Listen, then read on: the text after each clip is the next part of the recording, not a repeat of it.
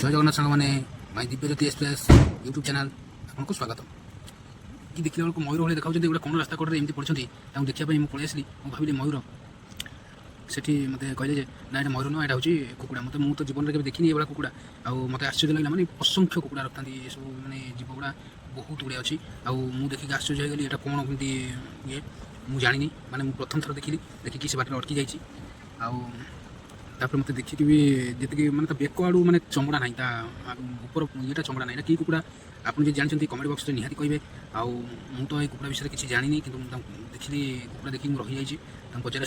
भाई साहब बता सकते हो इसका प्राइस कितना है? 700 है।